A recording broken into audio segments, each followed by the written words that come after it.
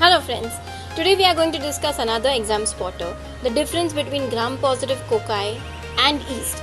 Yeast also actually appears like gram-positive in a gram stain. So here are some pointers to differentiate between them.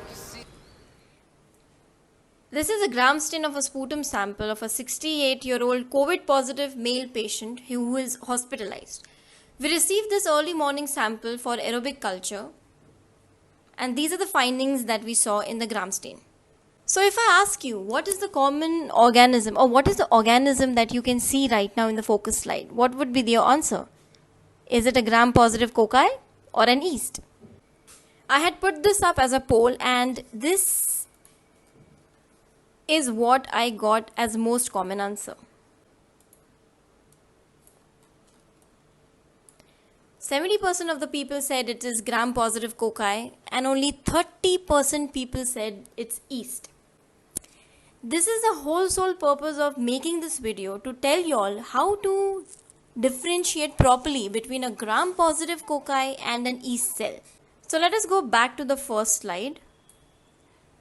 The first very differentiating point and the actual comparative point is that budding yeast cell shows something known as a budding phenomena.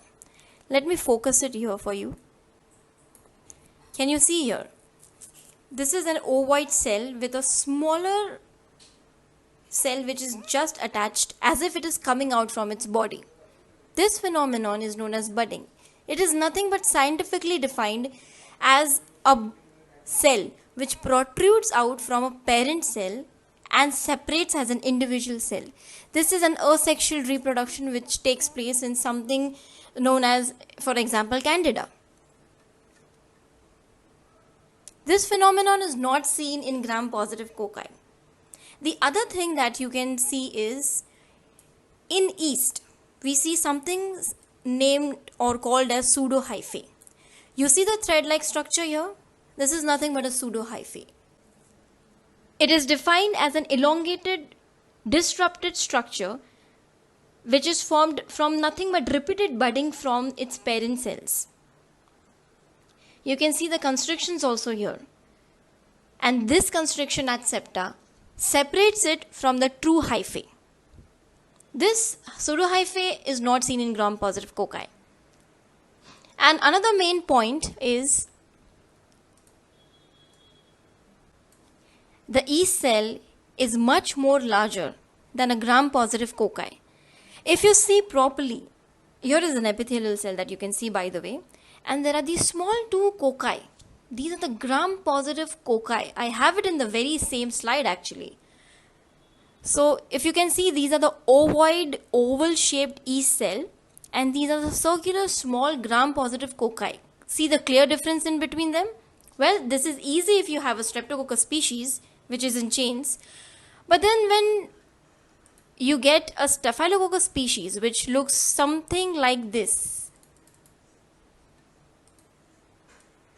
Now, I would call that confusing.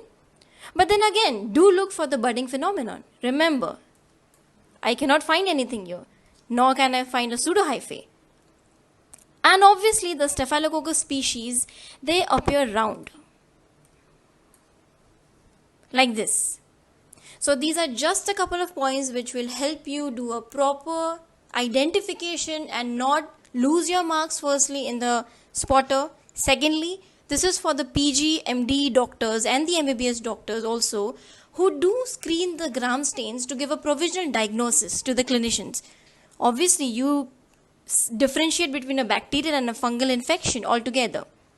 Another hint is, do observe the clinical history given on the spotter itself.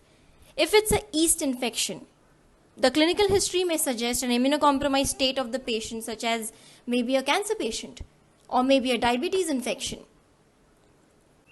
So hope you guys understood the couple of points which will help differentiating between both these organisms.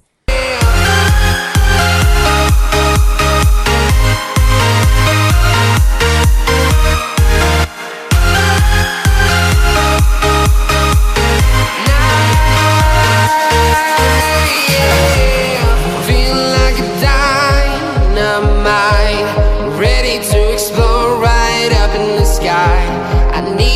to listen, I need you to hear, and don't show any